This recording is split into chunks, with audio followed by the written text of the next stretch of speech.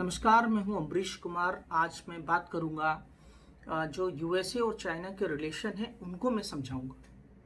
आज 14 मार्च 2022 है। आज जो रोम है, जो कि इटली का कैपिटल है, वहां पर आज चाइना के टॉप डिप्लोमेट और यूएसए के नेशनल सिक्योरिटी एडवाइज़र मिले। क्यों मिले? वो जो कि रीजनल इश्यूज़ हैं और जो इंटरनेशनल इश्यूज़ हैं उन पर चर्चा करने के लिए। और यूएसए और मीटिंग में यूएसए क्या चाहता है, ये मीटिंग क्यों कर रहा है? यूएसए ये चाहता है कि जिस तरीके से कह सकते हैं कि वेस्टर्न कंट्रीज़ ने जो सैंक्शन लगाए हैं रशिया के अगेंस्ट, उसी तरीके से ऐसे कुछ एक्शन चाइना भी ले, या चाइना को भी ऐसे प्रतिबंध लगाने चाहिए। लेकिन चाइना का कहना क्या है?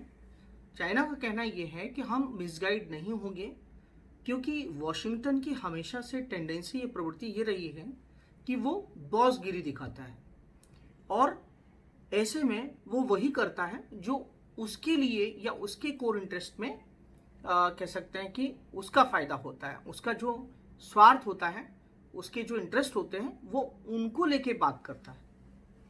चूँकि यूएसए और चाइना के रिलेशन काफ़ी लंबे समय से ख़राब हैं।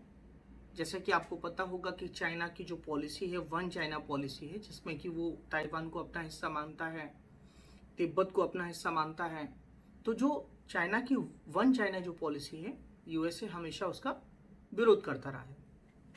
और जैसे कि आपको पता होगा कि इंडो पैसिफिक जो क्षेत्र है, उसमें भी एक क्वाड जो है, जो कि एक ग्रुपिंग है, जिसमें कि भारत, जापान, ऑस्ट्रेलिया और यूएसए है।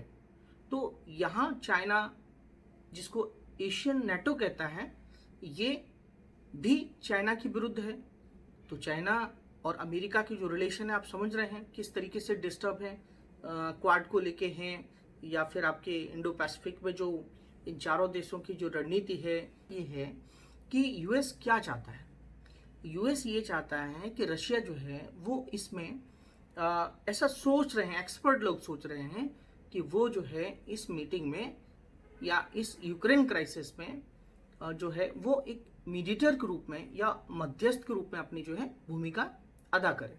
ऐसा वो चाहते हैं, ऐसा अमेरिका चाहता है। ऐसा कौन सोच रहे हैं? ऐसा एक्सपर्ट लोग सोच रहे हैं।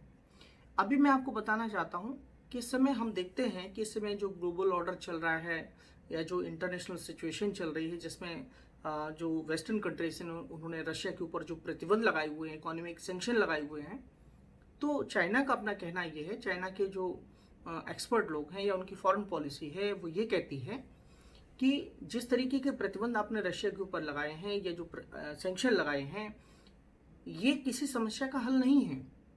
राइट? इससे होगा ये कि इससे यूएसए को ही सफ़र करना पड़ेगा।